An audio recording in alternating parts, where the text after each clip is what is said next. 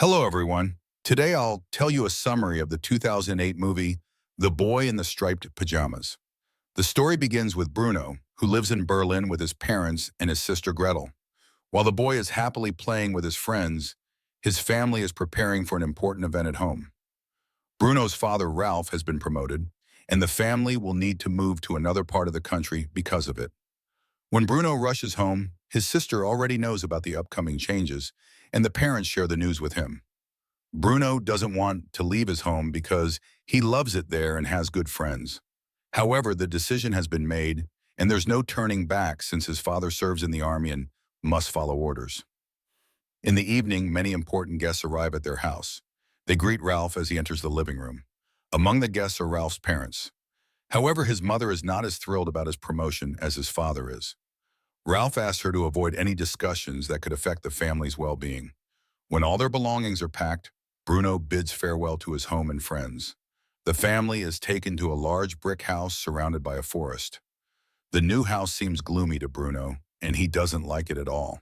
A tall fence surrounds the property, guarded by soldiers with dogs. The window in Bruno's room overlooks the forest, and in the distance, he notices several buildings beyond the fence. He assumes it's a farm where people grow vegetables and take care of animals. However, he is surprised that the farmers wear identical clothes resembling striped pajamas. Bruno decides to ask his mother about the people he sees. At first, she doesn't understand what he's talking about. But after looking out of his room's window, she tells him that these are strange people he should not approach. Still, Bruno notices children beyond the fence and wants to make friends with them. But due to strict rules, he is forced to stay inside the house. He isn't allowed to go to the backyard, and in his room, he can only play by himself. One day during a family lunch, Ralph announces that the children will no longer need to attend school because he has hired a tutor for them. Bruno is happy about this news since he has never studied at home before. After lunch, while lying under a tree, he notices a branch that could be turned into a swing. To make his idea a reality, he asks his father's driver, Lieutenant Kotler, for help. Kotler has caught the attention of Bruno's 12-year-old sister, Gretel. Kotler calls over Pavel, who does various chores around the house. The lieutenant orders him to give Bruno an old tire.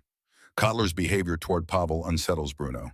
Pavel hands the tire to Bruno, who then makes a swing out of it.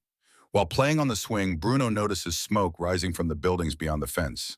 He climbs onto the swing to get a better view of what's happening, but loses his balance, falls, and injures his knee. Pavel comes to help. He carries Bruno into the house, cleans the wound, and bandages it. A conversation starts between them, and Pavel tells Bruno that he used to be a doctor and had his own practice. Bruno can't understand why someone with such experience is now doing household chores. When Bruno's mother finds out that Pavel helped him, she gathers her courage and thanks Pavel for his assistance. Finally, the tutor arrives. He talks to Bruno and Gretel and learns that Bruno is interested in adventure books. The tutor gives him a history textbook reflecting the ideology of the time to ensure the children receive the proper education. However, Bruno doesn't like this material. One day, Bruno noticed that the gate to the backyard was open and decided to explore. In the shed, he found a window through which he could easily climb out. The boy ran through the forest, crossed a stream, and ended up at a barbed wire fence. Behind the fence, he saw a boy sitting on the ground in striped clothing. The boys introduced themselves. Bruno's new friend was named Shmuel.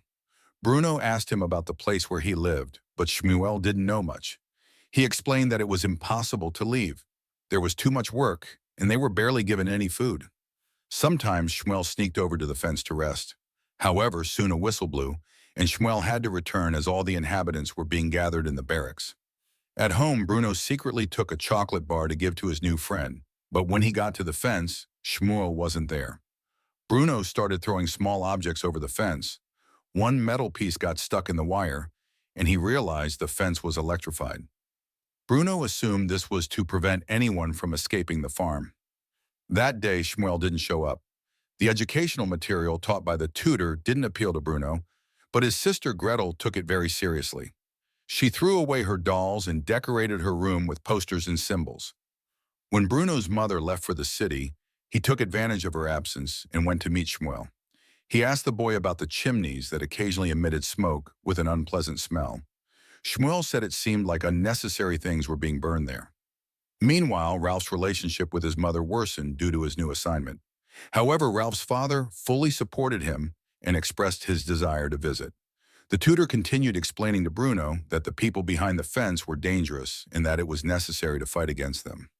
Bruno found it hard to believe but thought that maybe the adults knew better. Once again, Bruno took sweets from the kitchen for Shmuel and brought a ball to play with.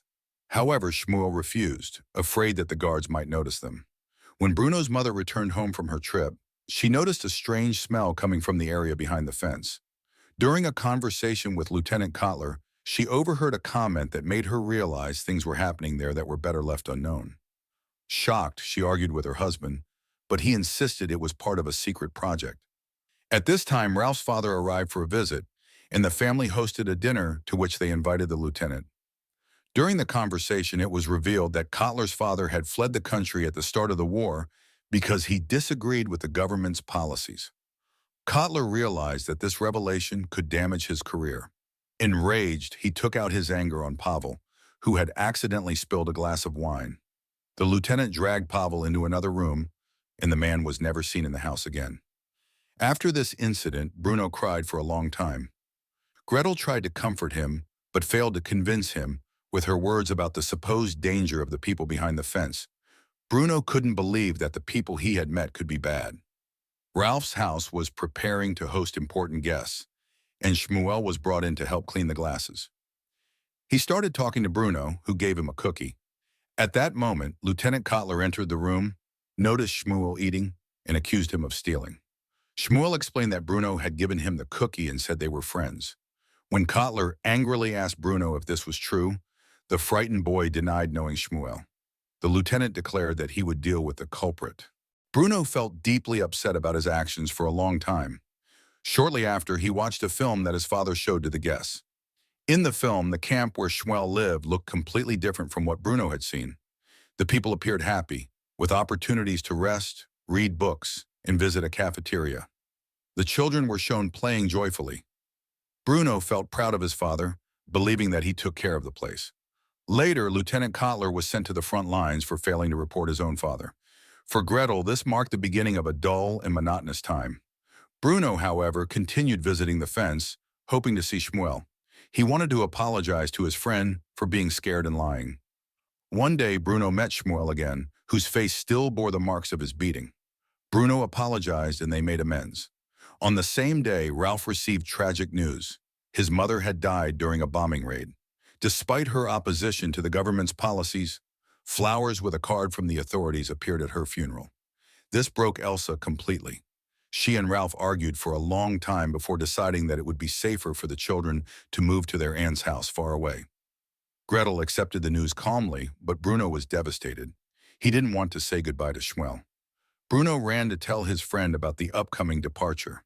Shmuel shared his own worries. His father had gone missing. Bruno promised to help find him. They decided to dig a tunnel under the fence so Bruno could enter the camp. Shmuel promised to bring him appropriate clothing so no one would notice him. On the day of his departure, Bruno took a shovel, prepared a sandwich for his friend, and headed to the fence.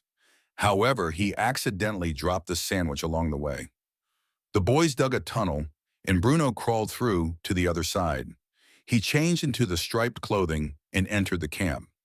Once inside, Bruno realized that the camp was nothing like what had been shown in the film. Instead of joy, he saw exhaustion and despair. Together with Shmuel, he searched several places trying to find Shmuel's father. They decided to check one of the buildings. At that moment, however, guards rounded up everyone in the building and led them to another location. Meanwhile, Elsa had already noticed that her son was missing.